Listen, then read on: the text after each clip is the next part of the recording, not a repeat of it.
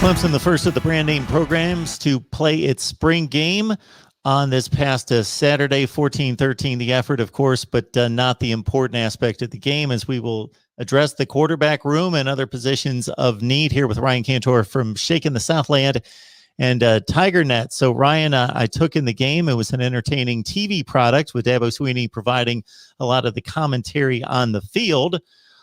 Your thoughts in particular, obviously, with Pumachan, his injury, taking him out of the quarterback rotation, it being a thin position to begin with.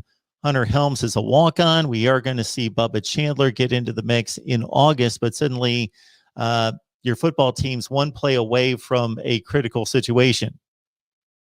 Yeah, and I think obviously if it comes to that against Georgia, they very well could be in trouble. But when you look across Clemson's schedule, do you worry about Clemson not being able to beat Wake Forest with Hunter Helms? Do you worry about them struggling against NC State with Hunter Helms? I'm not sure you do, and so I think those sort of injuries are a little bit less scary for Clemson than maybe like Georgia.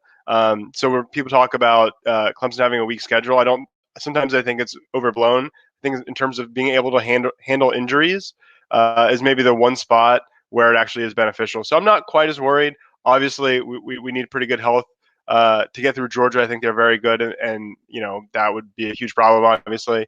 But I don't think it changes the projection for this team. Dabo was quick to point out in the post game from the spring game that in 2018 they had Hunter Renfrow and Will Spires right in the depth chart, right? They had basically one backup. So this isn't too different from that. Obviously, it's a vulnerability, but I don't think it's a likely game changer. How about that?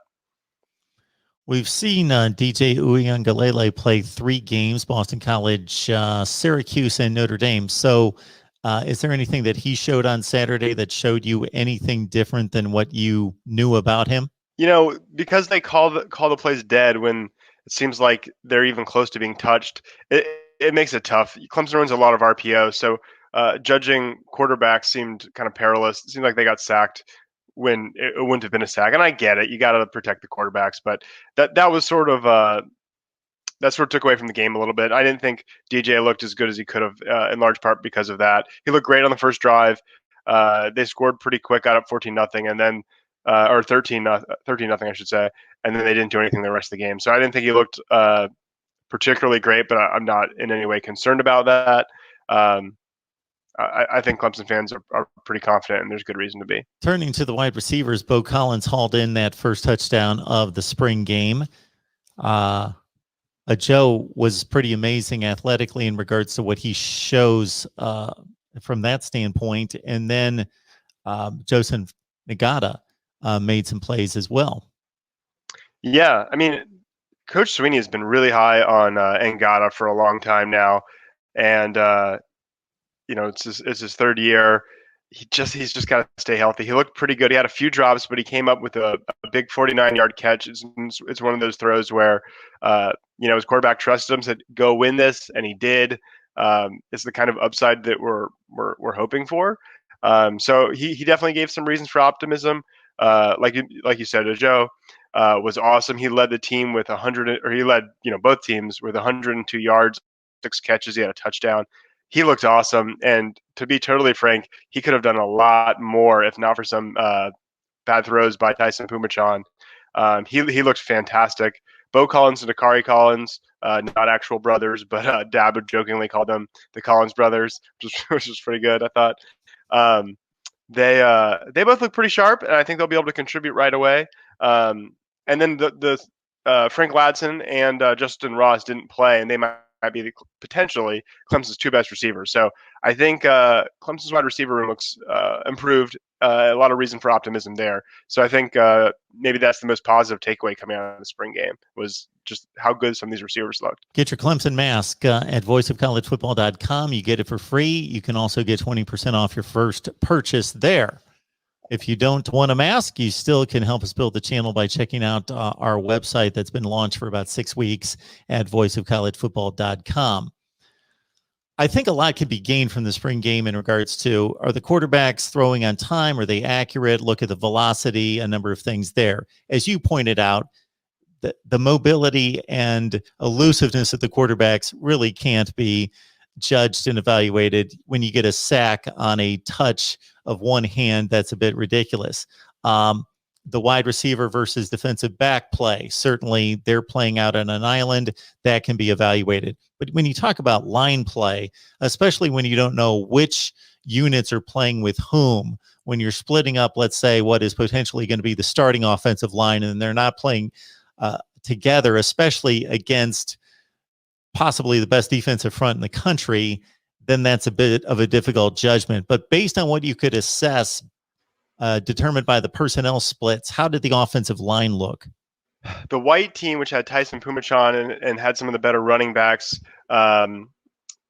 also had some of the most of what we think is going to be the starting offensive line. So I tended to focus on that, on their offensive line, and in particular, Hunter Rayburn, who started at center and has been getting rave reviews from Coach Sweeney all spring. I wanted to see what that was all about because he hadn't really played much for Clemson in any meaningful snaps before. And then Will Putnam, who's returning.